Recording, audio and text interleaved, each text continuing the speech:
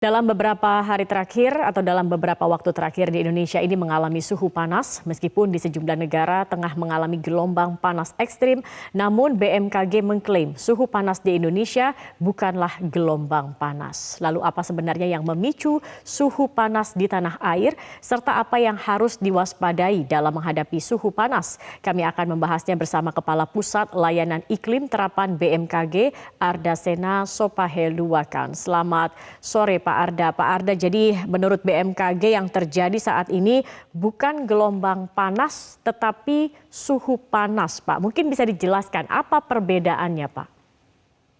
Ya, baik. Terima kasih, Mbak Zakia.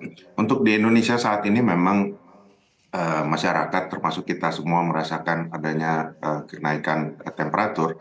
Namun demikian itu merupakan hal berbeda dengan gelombang panas yang kita lihat belakangan itu terjadi di daerah Asia Selatan, wilayah Indochina maupun juga Asia Tenggara, di mana hal tersebut panas terbangun hingga temperatur atau suhu yang cukup tinggi di atas 40 bahkan hingga mencapai 50 derajat Celcius.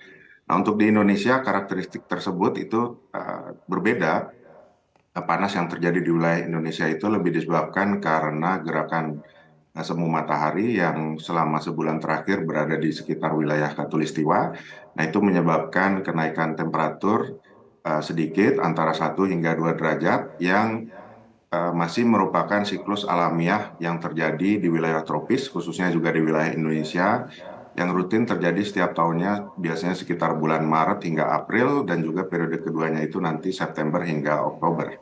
Demikian, Mbak. Oke, baik. Jadi sebenarnya ini fenomena yang biasa terjadi setiap tahunnya dan selalu terjadi dalam 2 periode gitu ya Pak ya, Maret Betul. dan April, kemudian di September begitu ya Pak Arda. Pak Arda, apa sebenarnya yang memicu atau yang menyebabkan suhu panas ini terjadi, Pak? Ya, karena tentunya pertama kita berada di wilayah tropis. Secara alamiah kita sepanjang tahun menikmati paparan sinar matahari yang cukup banyak.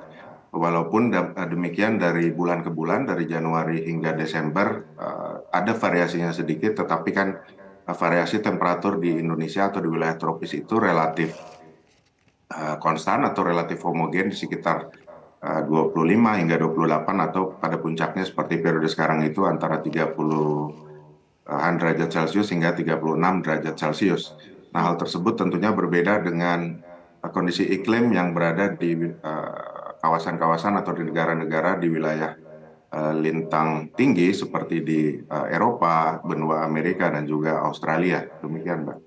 Baik, kalau kemarin sempat dikatakan suhu tertingginya Pak sempat mencapai 37 derajat Celcius begitu di beberapa titik. Nah, ini wilayah-wilayah mana saja Pak di Indonesia yang harus diwaspadai akan cuaca atau suhu panas ini Pak, yang berpotensi memiliki suhu yang cukup tinggi dibandingkan wilayah lainnya? Ya, tentunya hampir merata di seluruh Indonesia, Mbak. Lokasi geografis tentunya juga menentukan. Daerah-daerah yang memiliki lokasi dataran rendah tentunya akan mendapatkan suhu atau temperatur lebih panas daripada wilayah-wilayah yang berada di lokasi ketinggian seperti kota Bandung dan kota Malang gitu. Demikian barangkali, Mbak. Baik, Pak Ara, tetapi kalau kita lihat juga beberapa hari yang lalu meskipun cuaca atau suhu cukup panas, ada juga hujan yang sempat terjadi dan bisa dikatakan hujannya cukup deras begitu Pak. Apakah memang fenomena suhu panas ini dibarengi dengan adanya hujan memang biasa terjadi begitu Pak? Betul sekali, karena sekarang kita masih berada dalam periode transisi dari musim hujan ke musim kemarau, sehingga hujan tersebut masih ada. Itu berbeda sekali dengan kejadian gelombang panas yang sekarang terjadi di Asia. Itu panasnya berlangsung lama, berhari-hari dan tanpa hujan, sehingga efeknya itu sangat multiplikatif. Nah, untuk di Indonesia itu memang masih suhunya panas, namun karena kita juga dikelilingi oleh lautan yang luas, maka kita masih mendapatkan relatif cukup banyak hujan, terutama pada Baik. periode-periode transisi ini. Baik, baik Pak. Kalau tadi Bapak katakan Indonesia bukan mengalami gelombang panas, tetapi kita lihat negara-negara lain di Asia seperti Thailand, India ini mengalami gelombang panas. Mungkinkah Pak gelombang panas ini akan terjadi juga di Indonesia, Pak? Ya, sampai saat ini kami masih melihat peluangnya tersebut sangat kecil karena kondisi iklim dan kondisi geografisnya Indonesia sangat berbeda dengan negara-negara yang mengalami gelombang panas tersebut. Kalau kita lihat belakangan beberapa tahun, wilayah-wilayah yang mengalami kondisi gelombang panas tersebut tipikali berada di wilayah dengan massa daratan yang luas atau wilayah kontinen atau subkontinental, di mana panas tersebut bisa terbangun atau bisa build up dalam waktu sekitar seminggu gitu. Nah, di Indonesia ini kita dikelilingi lautan sehingga apabila ada panas yang terbangun itu biasanya cepat dinetralisir dengan hujan yang bisa relatif cepat turun dalam skala waktu 1 hari.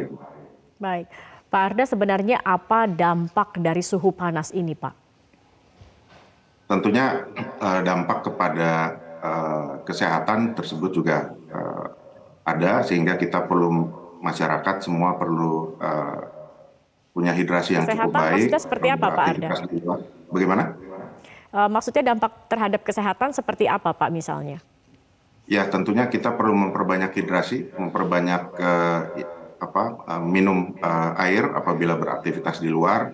Tentunya juga kalau kita beraktivitas di luar perlu juga dengan melengkapi diri dengan perangkat pelindung, misalkan payung ataupun topi, dan juga barangkali menggunakan tabir surya, dan juga barangkali tidak beraktivitas terlalu lama tanpa menggunakan pelindung di luar ruangan.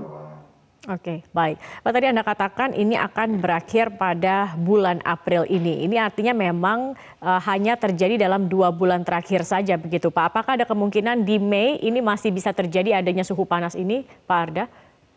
Ya, memang secara natural kan kita berada di wilayah tropis dengan panas yang memang relatif konstan sepanjang tahun. Pada bulan Mei pun biasanya panas di sekitar wilayah Indonesia itu bervariasi antara 28 hingga 32 derajat Celcius, sehingga yang kita rasakan barangkali tidak jauh berbeda. Namun barangkali yang perlu kita waspadai menjelang bulan Mei, Juni, dan selanjutnya adalah kondisi musim kemarau, di mana masyarakat juga perlu antisipasi ekstra untuk menghadapi kondisi tersebut. Baik, baik. Terima kasih banyak Kepala Pusat Layanan Iklim Terapan BMKG, Bapak Arda Sena Sopahe Luwak, yang sudah bergabung bersama kami di Metro hari ini. Selamat sore, Pak Arda.